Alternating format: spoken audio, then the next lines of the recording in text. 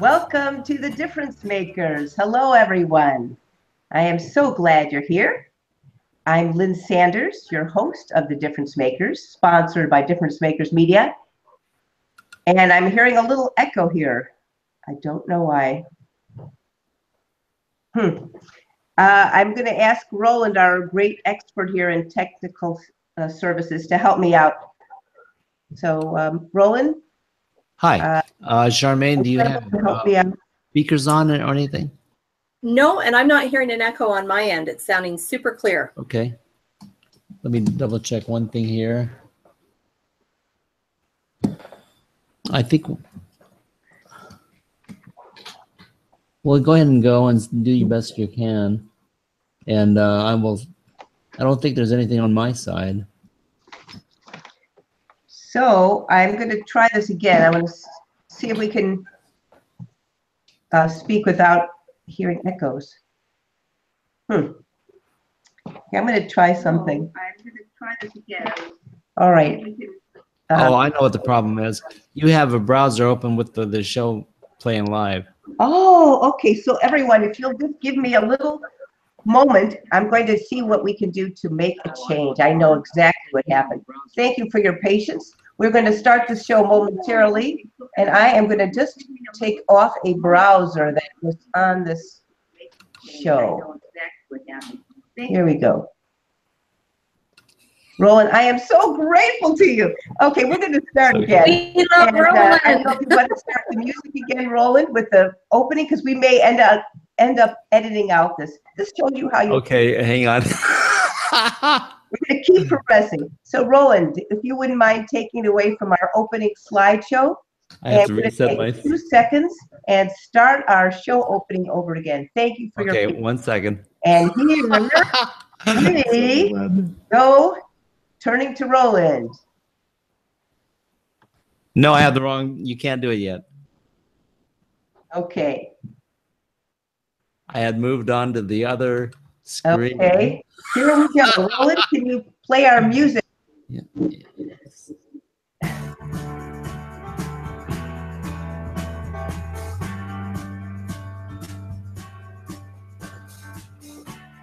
All right, everyone. Hello and welcome to Difference Makers Media.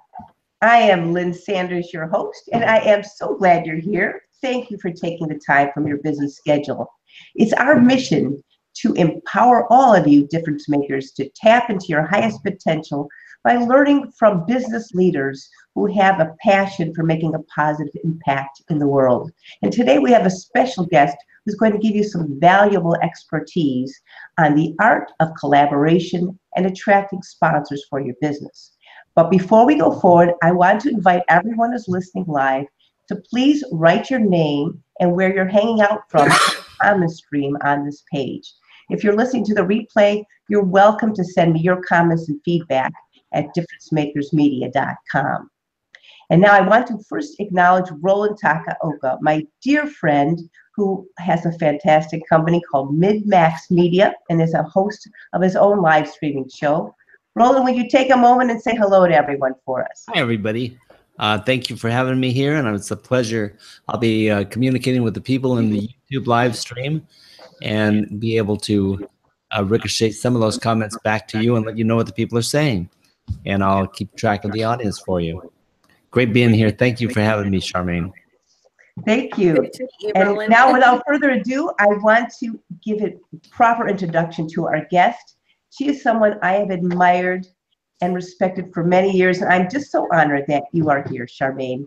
Her name, Charmaine Hammond, who's co-founder of Raise a Dream with her business partner, Rebecca Kirstein. And let me give you some of her credits. She has been in the business of changing lives for more than 25 years. That's great. She's a unique expert in communication, collaboration, and sponsorship. Not only is Charmaine a best-selling author of 5 books and featured in 6 more, and an international speaker, but she's tremendously successful in attracting sponsors to fund all her projects. I have to share this with you. Her sponsors have helped her on everything, covering expenses from printing, travel, hotels, media, to even pet food and doggy poop backs. It's amazing. And her recent speaking tour, Million Acts of Kindness, involved a 14,000 kilometer tour across North America in a 32-foot sponsored motorhome with hotels sponsored for her team and more than 40 businesses and retail chains involved, raising funds to support the movement of Million Acts of Kindness. She's developed relationships with more than 60 business partners, and best of all, she's here to share her wisdom with you so you can ask your own questions and get the answers back. So without further ado, Charmaine Hammond, welcome. Thank you, Lynn. Thank you. And Roland, so great to have you there managing all the technical stuff. Yes. You know, Charmaine, I always start on every program asking a guest to share a little bit of their journey. So I want to ask you, how did you evolve from being a corrections officer working in the jails and helping with conflict resolution to getting where you are right now? That is such a good question. You know, sometimes I shake my head and say, how did I get there? But when I worked in the jail system, in all honesty, Lynn, it was not a collaborative environment. It was not supportive and collaborative. And I worked in that system for about 10 years. And I thought, I need to do something different. So I actually took a job working for a nonprofit organization, which was highly collaborative. Directors were collaborative. We worked in partnership with many other organizations in the community. And it was kind of like I felt like I was home. This was the vibe that I wanted to work in. And then if we fast forward, I went and took a job at government where I actually sat on the other side of the sponsorship table, because when I ran a nonprofit, and for those of you listening who run organizations, you know and agree that a lot of what you do is bringing revenue, donations, funding, grants into the organization. And so that's what I was doing. And then I had the pleasure of working for a government department that my job was the other side of the table. I had a purse of $2.5 million that allowed me to give that money away to organizations just like some of you listening today, through grants and through sponsorship. And it was a really, really powerful learning, because again, it was collaboration from another perspective. Then I opened my business, got a master's degree in conflict analysis and management, and opened my business 21 years ago. Opportunity to pull everything I've learned over those 21 years into helping clients and the organizations that we support. Wow. Wow, what a journey. You know, you make it sound very easy, but I'm sure it was not so easy going through all of the challenges of putting everything together. You know, people listening might want to know, before we go into the art of attracting collaborators and sponsors, what is your mission in your company, Raise a Dream? Well, Rebecca and I at Raise a Dream are on a big mission. When we started our organization, well, our business, Raise a Dream, we decided that we wanted to be a part of helping 1 million dreams get launched. Wow. And we meet entrepreneurs, organization leaders, volunteers in the community, service clubs every day that have a big mission. They have a big dream that they want to get launched. And sometimes they don't know how to do that, or where to get the support, and how to bring the right people onto the team. So that's our mission, helping a million dreams get raised. Wow. So I would think everyone listening to this program who has a dream should get in touch with you. Would you agree? Yes, because, you know, I and Rebecca shares this viewpoint as well. I really believe that the world becomes a better place when people get their mission, their project out into the world, because with collaboration, we can serve way more people. And Rebecca and I have this really cool, I think it's a cool saying, you may disagree, but we always say it takes a team to raise a dream. And raising dreams is not a solo act. So what happens is when you bring other people into your dream, just like for you, Lynn, with the project you're working on through difference makers. I mean, that's a great example of many dreams getting launched through what you do. And it takes people. You and Roland are a great example. You with your show. Right, right. The dream. Well, I definitely want to talk to you afterwards. And I think everyone here could benefit, because if you're listening to this show, I believe in energy, and I'm sure you do as well, Charmaine. But if you're listening, you're here for a reason. And that reason is because we're connecting at a deeper level beyond just the physical. So we all can benefit by helping each other. So let's move on to the topic of the art of collaboration. You know, I don't think enough people really study this topic. How do you collaborate effectively? Let's start with that first, Charmaine. What would you recommend? That's a juicy question. And I would agree with you, Lynn. A lot of people don't know how to collaborate and partner effect. And what happens is relationships get damaged. I see it all the time where two people who are good friends, they want to do together. And they work really hard at getting the project launched. But what happens is something might go sideways. And then trust gets eroded and the relationship gets damaged. And I've seen a lot of people, their relationship actually ends. So a couple of things to think about when you're collaborating is if it's with someone that you have a pre-existing relationship with, a family member, a neighbor, someone that you know, set up some advance, create a collaboration agreement, even if it's just a loosely written agreement about how you're going to work together, how decisions are going to get made, how problems will get handled. Because if you have an agreement and you both are all agree in advance, if things do go sideways, you've got that to rely on so that and to focus on that as a business. That's the challenge. We have the friendship relationship here and then the business project. And sometimes it creates friction between the both. That is excellent idea. Can you give us an example of a mistake that people may make? Oh, I get a great one. It has to do with communication. And a lot of times in collaboration, when things get bumpy or fall off the tracks, it could be solved by a conversation. And often, you know what I mean, Lynn, these are sort of difficult conversations if we have to resolve a conflict or give somebody feedback. And there's a tendency for many people to avoid that. The conversation that matters most. And I strongly encourage people, if you're in a collaboration, in some kind of a partnering relationship, if things get weird, address it right away, because there's a great quote. It's not my own. It's by Judge Esty, who says, conflict is not like wine. It doesn't get better with age. That's a great one. So I share that quote all the time. So if you can just deal with the conflicts and issues as they arise, your collaboration will be much smoother, and the results that you want to achieve, the dream you want to raise, has a much better chance of being successful. That's great. I love it.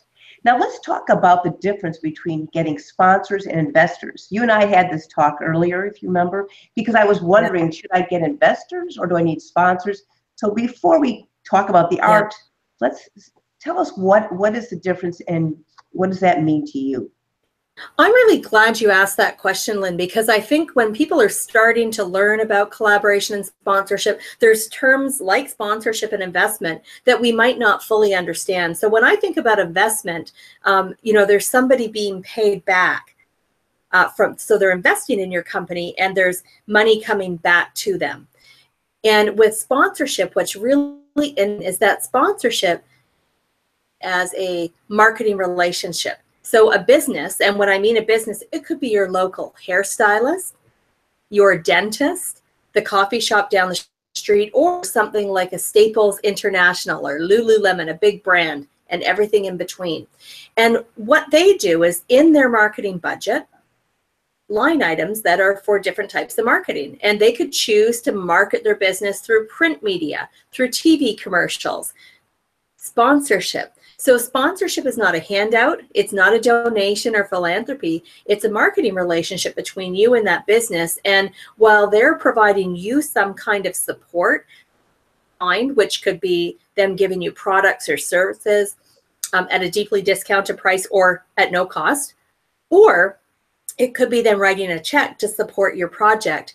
And what they're looking for is some kind of ROI, return on investment, for how they are contributing. So examples of that might be maybe that business is looking to showcase their brand to a new audience. So Lynn, for example, if we're looking at your show, there's lots of businesses that would want to get in front of the audience that you attract through your show. And so it's about creating a mutually supportive relationship. Sponsor solve some of their problems. Maybe it's they need more sales. Maybe they need more exposure. Maybe they've had some bad media and they want to actually get some goodwill media in the community. Maybe they have a new product or service that they need to get in front of a different audience, and you are their audience. So it's a mutually beneficial relationship. And it's all about asking the business or sponsor how you can help them instead of what can you give me. And that's the key difference. Oh, that's great. Because we often think from our own perspective instead of turning it around, which gives a whole different feeling. Yeah. So this takes some conversation. It's not like, I think when you and I talked, it's like when you meet someone for the first time and you like them, you don't just say, hi, would you like to get married? Say, hey, can we have a cup of coffee and just talk? So what are your tips? You were mentioning that it's good to talk to people like the dentist or beauty salon person, but what are your tips in finding out what they need? Can you give us some insights? Beautiful. So here's a few tips that you can all do right away. Great homework for the weekend. One of the things is to think about who your dream sponsor would be.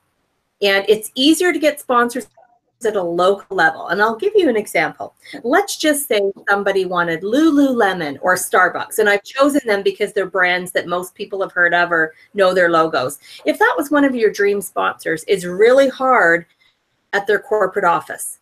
And at the corporate office, their national offices, they're dealing with big groups like the Olympics and big folk festivals and big events. Whereas if you were to go down to the local and build a relationship there, they can help bring you to the regional Starbucks decision maker or the higher level. So always start with who you know. The other thing that you can do for homework in terms of your question, Lynn, and getting to know what sponsors need or want is to research them. As a Dream actually spends about an hour to 90 minutes anytime building a relationship with a new potential sponsor. And we researched the webpage, and the really important pages on the webpage to look at is the page that speaks about their community. Might be a page called corporate responsibility or community investment, sponsorship, and look at types of projects they've supported. Go and follow them on all their social media platforms, and don't promote your project to them. Simply just and get engaged in the conversation so that you can see how, what's important to them. And that's what you're trying to figure out is what's important to them. And then when you get on a phone call with them, those are the kind of questions that you would ask. What is important to your company? Where are you focusing your marketing efforts for 2018 and 2019? What matters to you? Every company has, they might call them pillars or foundations, but they have key areas that they're interested in. It could be mental health. It could be wellness and physical health. It could be education for children. But every company picks something that's near and dear to their heart. Right. Those are the things that we will find through the research and asking really good questions. That is really great. I hope people are taking notes here and they can also listen to the replay. Who do you know? And research your sponsor, you said. Find out what's important to them. Now, the next question that I think will be on the sponsor's mind, it certainly is on my mind, is, how do I know how much money to ask for? Oh, I love that you raised that question, Lynn, because people always sort of dance around it. So the answer I'm going to say, how much do you ask for? That's a tricky question because a lot of it has to do with the relationship building with the sponsor. We don't do proposals at Raise a Dream. We don't create proposals that have what's a gold level, a silver level, and a bronze level, or any other different ways of creating those tiers.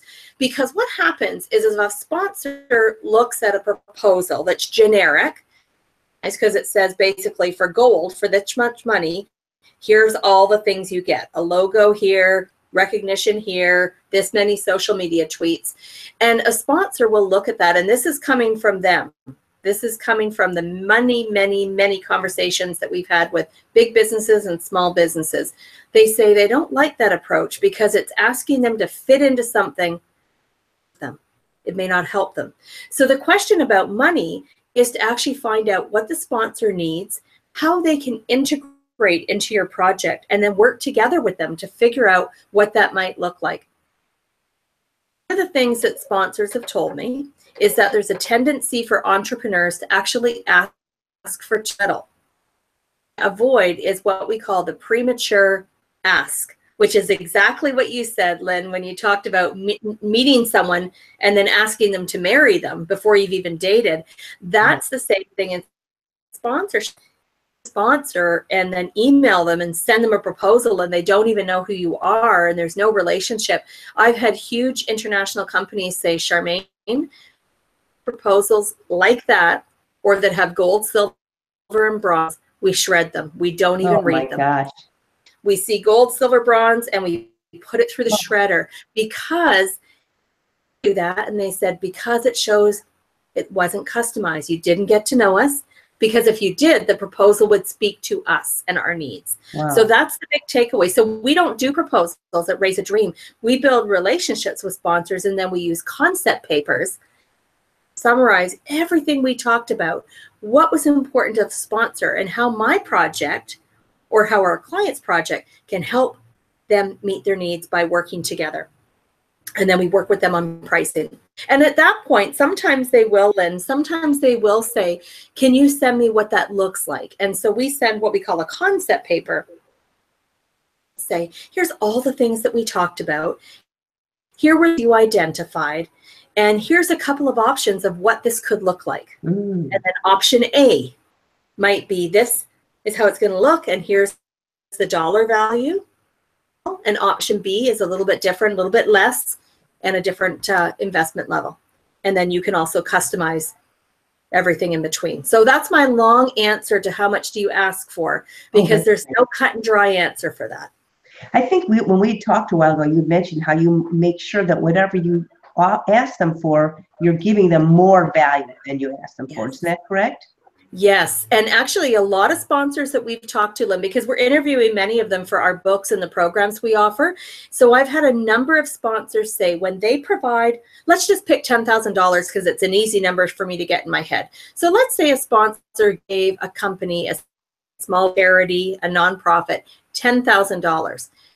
We deal with are saying they want to see double or triple that amount back in return on investment. So if they're giving you $10,000, they're hoping to get $20,000 or $30,000 investment back. So what does that mean? Because remember, SIP is not a loan. You're not giving them money back. What you are doing is giving them value. So that might be extensive social media and media opportunities where you and the sponsor may be appearing on media together. Maybe you've created a video series to support them. Maybe you're allowing them to hand out their products at your events. For a podcast, there might be a 30-second commercial that plays on the podcast, or a screen at the end that says, you know, this podcast was brought to you by such and such a business. Maybe the ROI for them, like our poop bag sponsors. And if you're wondering why I have a poop bag sponsor, 3 of my books about my dog, so I had to provide some context. He was the star of our Million Acts of Kindness tour. So the poop bag sponsor was actually looking for what they call sampling. He wanted people to actually have the poop bags in their hand, be able to sort of touch them, notice that they don't have icky smell, they don't smell like latex gloves, to see how durable they are. Most important to him, he was not strong. He said, you know, Charmaine, it doesn't matter to me really. We love having our logo promoted, but he said, for me, there isn't a lot of dollar value in that, because people don't see a logo of a poop bag and run to the pet supply store and buy that bag and remember which logo. They buy what's cheapest or what they know. So sampling might be another way that you're giving them that return on investment. Right. So all that has to be outlined in the concept papers and thought through very thoroughly, I could tell. Yes. Yes. You know, this time is just flying by, and I knew it would be, because you have so much wisdom. So believe it or not, Charmaine, I was just glancing at the clock. We have like 5 minutes, you know, to go. I know, I saw that. So we're going to try to condense things. We can't talk fast enough to get Charmaine's 25 plus years of wisdom into 30 minutes.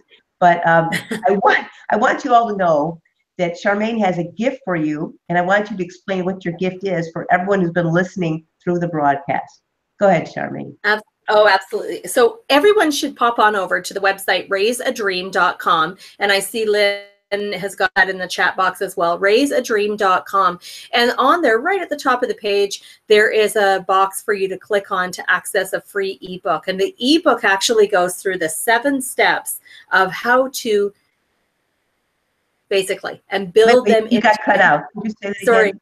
The 7 steps? 7 steps to getting sponsors, and some really important tips of what to do and mistakes to avoid. So that's an ebook. And you know, if you follow us on Facebook, Raise a Dream on Facebook, you will see all kinds of tips shared there. And you'll also see some of the learnings that our students are having in terms of sponsorship. We just had one that her very first time approaching a sponsor received a very significant amount of cash sponsorship. And you know, we encourage them to share their stories because people will learn they went through. Great. Roland is sharing the screen, so it's raiseadream.com. You can all opt in. 7 ways. If you white box me and we'll show to the world. I have There we go. a white box, Roland. Cool. And I want, you know, Charmaine also has a book out that I think all of you will want to take a look at. And I love this title. So I want to have you say something about GPS, Your Best Life. I just love that. Tell us about it. We had so much fun writing that. GPS, Your Best Life, I co-authored with a friend of mine, Deborah Kozowski, and it's really about helping people chart their course from where they are now to where they want to be. It's a personal development book, and it will really help you in sponsorship because it goes through some of the things we talked about today. Building relationships, managing conflict and tough conversations, and learning to ask really, really good questions. Well, that's great. Would you like to share one of your sponsorship stories with us before we go that was important to you? Here's the story. We needed a motorhome to go on our Million Acts of Kindness tour. I had no idea how to get a motorhome sponsor. We went to a trade show, a motorhome trade show, and we met with all the different motorhome companies. And at the very end, the last one, this older gentleman came up and shook our hand and said, "Hi, I'm Captain Kirk." Oh my God. And Captain Kirk, but that's what his name is. The badge said it. And anyhow, he was interested in asking us all kinds of questions about why we needed an RV and what we needed that motorhome for. He didn't try and sell us anything. And I had the opportunity to share. We were just researching motorhomes for our Million Acts of Kindness tour. You need to talk to Todd and Amanda because at Fraser Way RV, we are really trying to work on making people aware that RV travel, motorhome travel is a great way for people to travel with their pets. And the next Monday, we were on the phone with them and they became our key sponsor. Oh my. They brought on other sponsors. They brought on partners they deal with to be a part of our tour. And that's what sponsorship is all about, building these amazing relationships where everyone is helping everyone else through collaboration. So Captain Kirk went to bat for you and brought more sponsors. That's what you're saying. Yeah, the whole network. And he connected us directly to the 2 people that make the decisions in that company. And he probably saved us 9 months of research and relationship building because wow. he took it with us quickly and then moved that relationship over to the people that needed to be involved in the company. Wow, Charmaine, that is so amazing. You know, this is something that everyone could benefit from. I would think both for-profits and nonprofits, because we all have projects and we all have dreams, right? You got it. Absolutely. So I would like, before we go, and Roland, I will turn to your slide in a moment because we have a closing slide. I would like you to give us one parting thought, Charmaine. What would you say one takeaway is from today's conversation that you want people to know about the art of collaboration and sponsorship? It's about taking action, and it might feel weird. It might take you out of your comfort zone, but just go and have one conversation with someone you know. It could be your hairstylist. Share your dream. So share your dream with someone. And then if you want to learn more, we can go to, I'm going to turn the slide over to Roland's slide. You can go to Charmaine's website, raiseadream.com, and get the ebook and also take a look at your courses, right, Charmaine? You have some online courses and personal help that you offer? We do. We do mentoring with people and workshops and a great online program called Big Dream Primer. And so anyone can go on that page and learn more details, right? You betcha. We'd welcome them there. That's so great. Now, just so you know, normally, I'm going to put this slide so you all can see it. The old Google Hangouts allowed us to have a comment tracker after a program, but this one, the comments will disappear after I stop the broadcast. And since I'm not going to try to do this at the last moment, I can attempt to try to put this link in on YouTube after I stop the broadcast. I'm not sure if it'll work. Otherwise, if you have questions about anything, like artist collaboration or sponsorship, Charmaine, tell us what email they can find you at. You can go to Charmaine@raiseadream.com, and Charmaine is spelled Charmaine, Charmaine@raiseadream.com. Terrific. And if you have any questions about this program, feel free to go to lynn@differencemakersmedia.com. I want to thank you all for being out there, taking action, as Charmaine said, and doing your best to make a positive impact in the world. You all are a difference maker. You all can do great things, and you probably already are. So just allow yourself to believe in what you do, and we will look forward to hearing your stories in the future. So thank you again, Charmaine. Roland, thank you. And I wish you all a wonderful, wonderful day and a happy holidays. Take care. Bye-bye.